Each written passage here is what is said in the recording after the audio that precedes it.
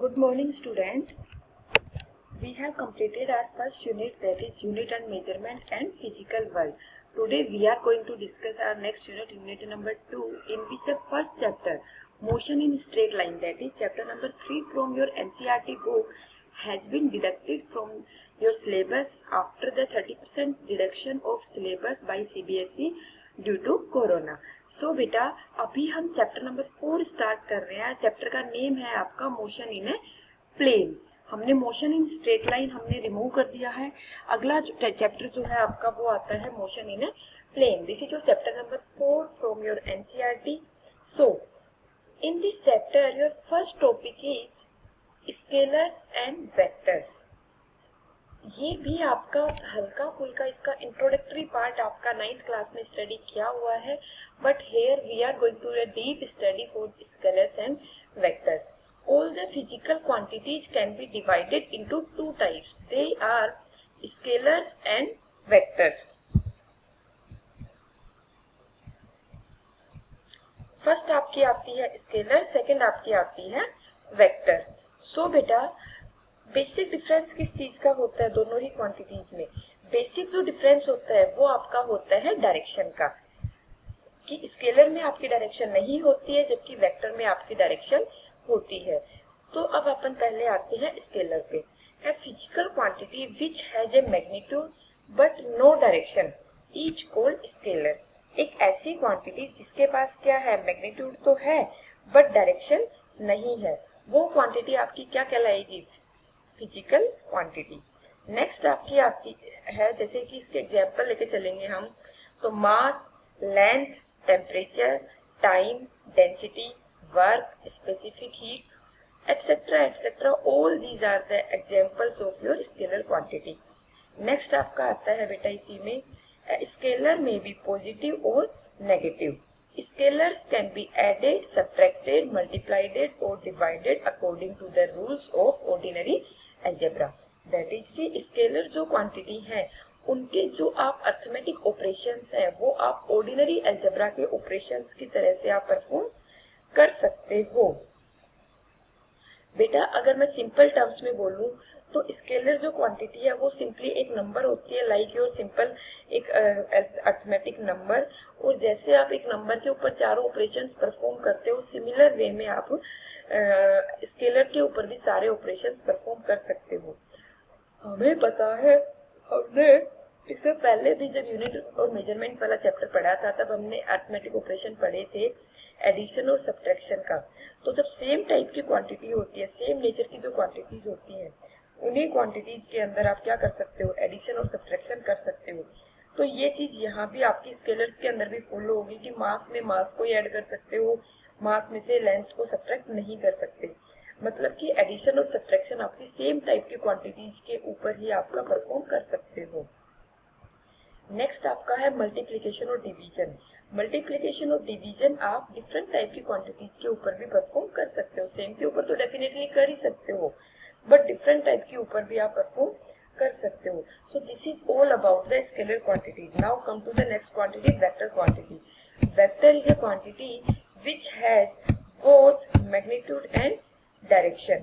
तो वेक्टर एक ऐसी क्वांटिटी है जो मैग्नीट्यूड और डायरेक्शन दोनों चीज रखेगी, जबकि बेटा आपकी स्केलर कैसी क्वांटिटी थी जिसके अंदर केवल आपका मैग्नीट्यूड था। फॉर एग्जांपल वेलोसिटी आपकी वेक्टर क्वांटिटी है, एक्सीलरेशन आपका वेक्टर है, displacement, force, momentum, torque, all these are your vector quantities. Next आपका आता है vector can not be added, subtracted, multiplied और divided according to the simple rules of algebra. Vector को आप add, subtract, multiply और divided simple rule of algebra, that is की simple arithmetic rules के हिसाब से नहीं कर सकते। तो हम किस तरह से करेंगे वेक्टर्स को? वेक्टर्स को करने के लिए बेटा वेक्टर के कुछ रूल्स होते हैं, वेक्टर अलजेब्रा है, उसके हेल्प से हम क्या करेंगे, वेक्टर्स को ऐड, सब्ट्रैक्ट और मल्टीप्लाई करेंगे। वेक्टर के अंदर आप डिवाइड तो कर ही नहीं सकते, वेक्टर अलजेब्रा के अंदर डिवीजन का रूल फॉलो नहीं होता है, वो वैलिड नहीं होता है।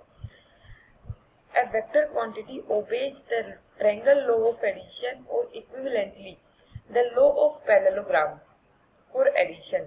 एडिशन के लिए आप basically law of triangle of addition, मतलब कि ट्रायंगल लॉ और पैरेललोग्राम लॉ ऑफ एडिशन को ही हम फॉलो करते हैं।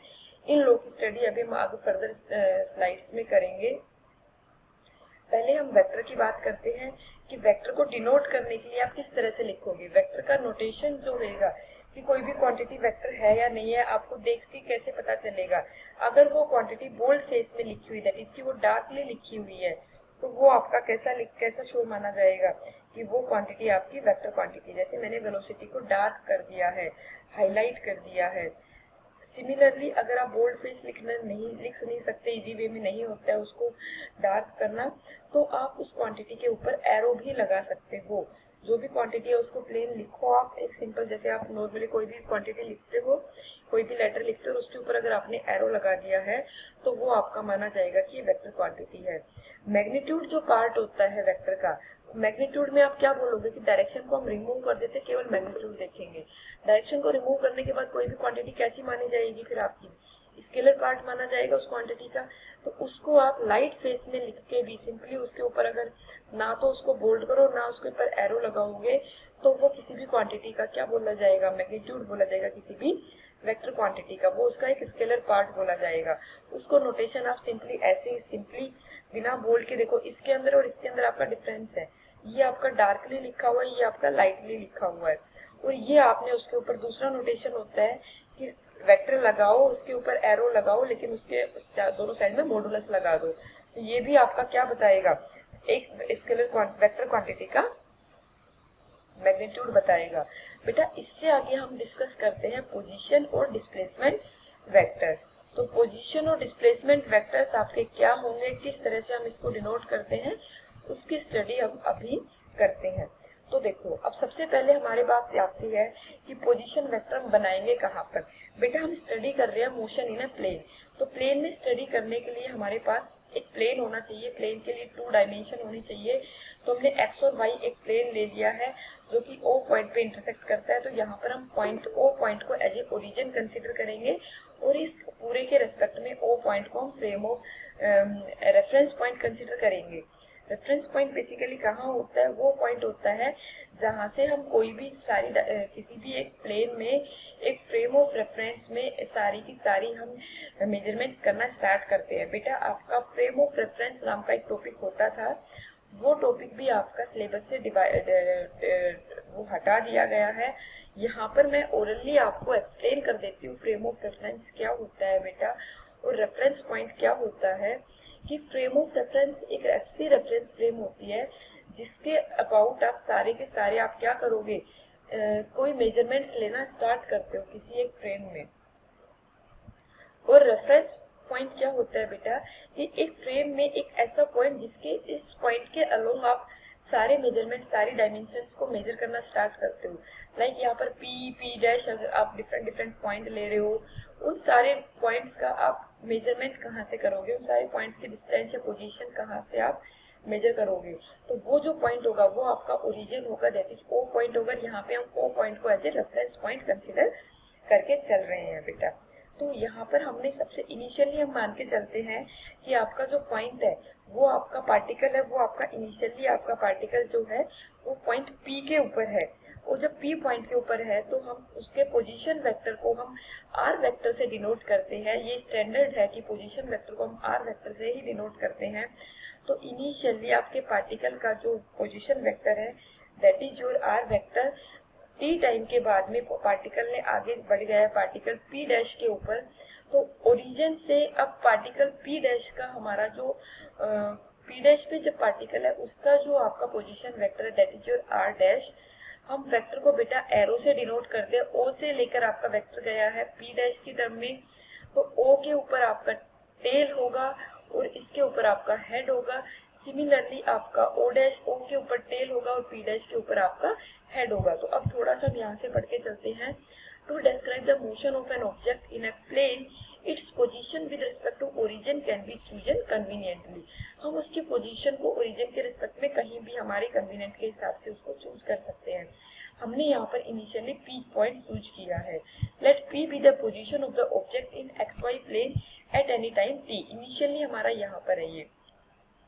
Draw a straight line from origin O to P and place an arrow head at P to the line OP। O से लेके P तक एक लाइन आप ड्रॉ कीजिए, उसके बाद P के ऊपर आप एक एरो हेड लगाइए, बिकॉज यू आर नोटेटिंग है position vector, that is a vector. The point O of OP is called a tail, while the point P of the point OP is called the head. जो आपका P होगा उसको हम head बोलते हैं, और जो O होगा उसको हम टेल बोलते हैं। सिंपल टर्म में मैं बोलूँ, जहाँ से शुरू किया वो टेल, जहाँ पर एंड हुआ वो हेड। जहाँ पर एरो का सिंबल है वो हेड, जहाँ पर एरो का सिंबल नहीं है वो tell. OP is called the position vector of the object. It is represented by R vector, that is की बोल्ड कर दिया है। और अगर आपने लाइटली लिखा है तो आपने इसके ऊपर क्या कर दिया है बेटा, एरो का साइन लगा दिया है। Let the object move from P to P dash through the path PA P dash। अब ऑब्जेक्ट ने PA P dash के थ्रू आपका ये क्या गया है, P dash के ऊपर गया है। टाइम क्या गया है, T dash माइनस T, क्योंकि T तो P के ऊपर था, अभी ये कहाँ पहुंच गया, T dash के ऊपर। तो P से P dash जाने में कितना टाइम लगेगा, T dash में से जब माइनस कर दोगे T को, तो वही टाइम तो आपका P dash से P के ऊपर आने में लगा। Now the position vector of the object at time T dash is given by OP dash और R dash। जब T dash टाइम के ऊपर पार्टिकल पहुंच गया है तो उस पॉइंट के ऊपर आपका जो पोजीशन वेक्टर है that is given by OP dash, या फिर मैं बोलूँ सिंपली आपको R dash। Displacement vector of PP dash। अब आपका बेटा पार्टिकल क्या कर गया, डिस्प्लेस कर गया, कहाँ से, P से लेके P dash के ऊपर। तो डिस्प्लेसमेंट वेक्टर आप किससे डिनोट करोगे, PP dash, या फिर मैं बोलूँ कि R dash में से अगर आप R को माइनस कर दोगे तो जो ये डिस्टेंस बची है P से लेके P dash तक की, यही तो आपकी क्या है बेटा, पोजीशन वेक्टर है, डिस्प्लेसमेंट वेक्टर है किसका, P dash का। Note that displacement vector is same even if the object moves through different courses from P to P dash. Let us suppose कि अब आपका पोजीशन वेक्टर B पाथ के through गया है, P dash के through गया है, तो भी आपका पोजीशन वेक्टर सेम रहेगा। और अगर वो सिंपली P से P dash के ऊपर गया है तो भी आपका पोजीशन वेक्टर सेम रहेगा। तो डिफरेंट पाथ्स के थ्रू जाने के ऊपर बाद भी आपका पोजीशन वेक्टर सेम रहता है। The position vector of the object provides the following information, क्या क्या, It gives straight line distance of the object from the origin। ये जो पोजीशन वेक्टर है ये आपका स्ट्रेट लाइन बताता है कहाँ से, ऑब्जेक्ट से, ओरिजिन से ऑब्जेक्ट की।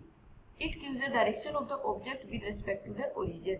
ये डायरेक्शन भी देता है आपकी कि ओरिजिन के रेस्पेक्ट में आपका जब स्ट्रेट लाइन के थ्रू आप देखोगे तो ये पोजीशन वेक्टर उस ऑब्जेक्ट की डायरेक्शन भी बताएगा। तो this is about the position and displacement vector. Displacement vector आपका यहाँ पर P डैश है, जबकि पोजीशन वेक्टर आपका यहाँ पर OP डैश और OP है, जहाँ पर अपना डायरेक्शन क्या है, P डैश और P के टुवर्ड्स है, दैट इज कि जहाँ पर आपका एरो लगा है वो आपके डायरेक्शन वाले पॉइंट है। अगर मैं बोलूँ P डैश की डायरेक्शन क्या है, जो आपका डिस्प्लेसमेंट वेक्टर, तो बेटा P से लेकर P डैश की तरफ इसकी डायरेक्शन है। So this is all about the position and displacement vector. I hope this is better. We will discuss about the equality of vectors in the next video. Okay, I hope this is clear to all of you. Go through it. Ask if any doubt. बेटा नया chapter start हुआ है, be regular, एक एक topic समझने की कोशिश कीजिए। जिस बच्चे का पीछे छूट गया, जो बच्चा रेगुलर नहीं था, वो बच्चा भी यहाँ से नया स्टार्ट कर सकता है। पीछे की चीज़ों से यहाँ का लिंक बहुत कम रहेगा, जहाँ भी लिंक होगा मैं दोबारा से एक्सप्लेन करूँगी।